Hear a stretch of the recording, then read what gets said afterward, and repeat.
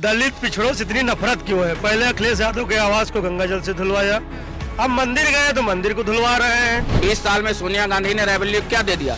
ये दे दिया कि जनादेश का अपमान। पूरे भारत में कोई ऐसा सांसद नहीं होगा जो अपने जीत का सर्टिफिकेट नहीं लेने आया। सबसे बड़ी बात तो हम ये कहना चाहते हैं आपसे कि राहुल गांधी ने नामांकन तो किया, लेकिन उसके बाद मिस्टर इंडिया बन गए। हमने कभी ये नहीं कहा कि हमारा बाल दादी जैसा, हमारी नाक इंदिरा गांधी जैसा। इस पे वोट हमने नहीं मांगा, हमने 10 साल के विकास पे वोट मांगा। स्वागत है आपका लोकसभा के रण में, क्योंकि इस वक्त हम मौजूद हैं रायबरेली की उस धरती में जो कांग्रेस का गढ़ कहा जाता है। और ऐसे में इस बार का चुनावी मैदान इसलिए भी खास हो रहा है क्योंकि अमेठी का मैदान छोड़कर राहुल गांधी ने रायबरेली से चुनावी हुंकार भरी है। ऐसे में कड़ा मुकाबला देखने को मिल रहा है। दावे ये भी किए जा रहे हैं कि अपनी मां की विरासत को आगे बढ़ाते हुए राहुल गांधी इस बार रायबरेली की चुनावी सरजमी से फतेह करने वाले हैं। तो वहीं बीजेपी और तमाम दल भी अपनी जीत की हुंकार भरते हुए नजर आ रहे हैं। ऐसे में यहाँ की जनता क्या कुछ सोचती है? क्या राहुल गांधी जो कि अमेठी से रायबरेली पहुंचे हैं यहाँ से जीत पाएंगे या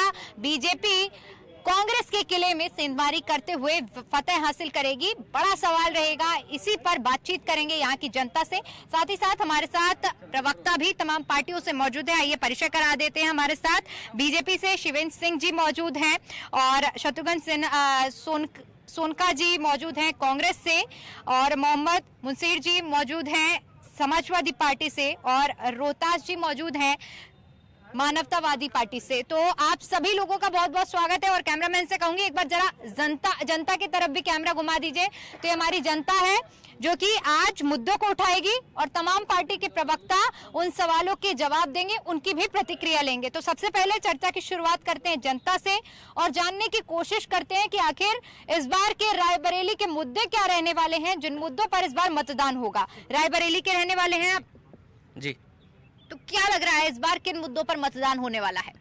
देखिए, मतदान रायबरेली जनपद तो कांग्रेस का गढ़ कहा ही जाता है और रायबरेली जनपद की जनता जो है प्रियंका के इंतजार में बैठी थी, लेकिन अचानक से राहुल गांधी का नाम सामने आ गया। और यह अगर रायबरेली में प्रियंका जी का नामांकन हुआ होता, और सबसे बड़ी बात तो हम ये कहना चाहते हैं आपसे कि राहुल गांधी ने नामांकन तो किया, लेकिन उसके बाद मिस्टर इंडिया बन गए, गायब हो गए, दिखाई नहीं पड़े, जनता भी जा ही नहीं रहे। सबसे बड़ा सवाल ये है। और हाँ, ये है कि रायबरेली जनता जो है लाइक करती है राहुल गांधी को। रायबरेली कांग्रेस का गढ़ है, जीतेगी तो कांग्रेस यहाँ से निकलेगी। अच्छा, राहुल गांधी नहीं आ रहे हैं प्रचार के लिए, इससे कोई फर्क नहीं पड़ेगा क्या? मैम, हम कुछ सवाल अपने बीजेपी के प्रत्याशी जो यहाँ पे प्रवक्ता है उनसे पूछना चाहते हैं। छोटा सा सवाल है, शायद यहाँ पे जितनी पब्लिक खड़ी हो उनके भले का सवाल हो। जब 2014 में इनकी सरकार नहीं बनी थी तो अमेठी की माननीय मंत्री जी स्मृति ईरानी जी गैस के सिलेंडर के दाम थोड़े से बढ़ गए थे। तब अंतर्राष्ट्रीय स्तर पे शायद तेलों के दाम कम थे, तो ये चूड़ियां पहनवा रही थी। ठीक है, आज की डेट में 1100 रुपए सिलेंडर पहुंच गया है। इसका जिम्मेदार कौन? ठीक है, पूछिए आप इनसे, ठीक है। और किसी के सवाल है बीजेपी से? और किसी के? ठीक है। पार्टी की बात नहीं कर रहा। हमारा सवाल भाजपा के नेता से है पार्टी की बात नहीं कि दलित पिछड़ों से इतनी नफरत क्यों है? पहले अखिलेश यादव के आवास को गंगा जल से धुलवाया, अब मंदिर गए तो मंदिर को धुलवा रहे हैं। इसका क्या जवाब देंगे? इतनी नफरत क्यों है इनको? ठीक है। और यहाँ से किसी का? ठीक है, एक एक करके। मैम, हम बीजेपी के प्रवक्ता से पूछना चाहते हैं कि बेरोजगारी पर क्यों बात नहीं करते हैं, रोजगार पर क्यों नहीं बात करते हैं? इनकी सरकार मुद्दों से भटकाती है, धर्म की राजनीति करती है, धर्म पर राजनीति। ठीक है, आप शांत होकर सभी सवालों के जवाब सुनिएगा। शिवेंद्र जी, तीनों सवाल आपने सुने, ठीक है, तीनों के एक एक करके आप जवाब दीजिए। देखिए, पहले तो उन्होंने बताया कि जिस पार्टी के परिवार में लोकतंत्र नहीं है, पूरी कांग्रेस पार्टी रायबरेली की प्रियंका गांधी की डिमांड कर रही थी और उस परिवार में लोकतंत्र नहीं, यहाँ से राहुल गांधी जी जबरदस्ती थोप दिए गए।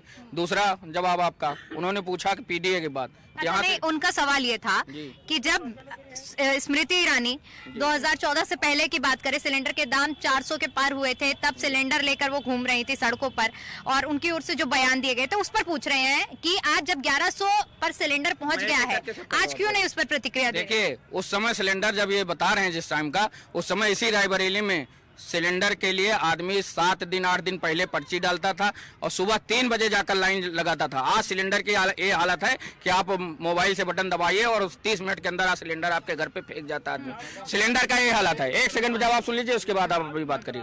दूसरी बात, ये रायबरेली के जो सांसद सोनिया गांधी जी हैं 5 साल में एक भी बार नहीं आ रही। जो विकास के मुद्दे की बात कर रहे हैं, पूरी सांसद निधि वापस चली गई।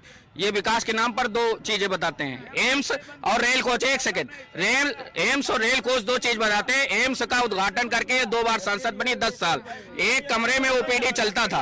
आज 1600 करोड़ से भारतीय जनता पार्टी के यशस्वी प्रधानमंत्री नरेंद्र मोदी जी ने उस एम्स को बनाया और उस एम्स में पूरे रायबरेली के जिले नहीं, अगल बगल के 7 जिलों का जाके होता। ठीक है। दूसरा सवाल था धर्म की राजनीति पर, कहते हैं इतनी घृणा क्यों है, नफरत क्यों है, नफरत की राजनीति क्यों करती है बीजेपी? देखिए, धर्म के नाम पर जो कह रहे हैं लोग, इनकी पार्टी कांग्रेस धर्म के आरक्षण देने पर जा रही है, संविधान को बदलने जा रही है। इनके राहुल गांधी ने कहा कि 51% का जो आरक्षण का प्रतिबंध है उसको हम तोड़ देंगे। ये धर्म की राजनीति बताते हैं। हमारे तो घोषणा पत्र में था राम मंदिर, उसको ये धर्म के नाम करते हैं। हम विकास की बात करते हैं। 20 साल में सोनिया गांधी ने रायबरेली को क्या दे दिया? ये दे दिया कि जनादेश का अपमान। पूरे भारत में कोई ऐसा सांसद नहीं होगा जो अपने जीत का सर्टिफिकेट नहीं लेने आया। ठीक है, ठीक है। अच्छा, तीसरा और आखिरी सवाल है, बेरोजगारी पर भारतीय जनता पार्टी क्यों नहीं बोलती है? बेरोजगारी पर जरूर बोलती है। 2 करोड़ रोजगार देने की बात हमारी पार्टी ने की थी, निष्पक्ष प्रतियोगी परीक्षाएं कराने की बात की थी, और यहाँ के युवाओं को स्टार्टअप योजना के तहत, रोजगार योजना के तहत देने का काम किया भारतीय जनता पार्टी ने। एक भी भ्रष्टाचार 10 साल के सरकार पे कभी लगा हो तो बताए कोई? तो निष्पक्ष सरकार, ईमानदार काम करके हमने वोट मांगने का काम किया। हमने कभी ये नहीं कहा कि हमारा बाल दादी जैसा, हमारी नाक इंदिरा गांधी जैसा। इस पे वोट हमने नहीं मांगा। हमने 10 साल के विकास पे वोट मांगा है, मोदी जी के, योगी जी के नीतियों पे मांगा है।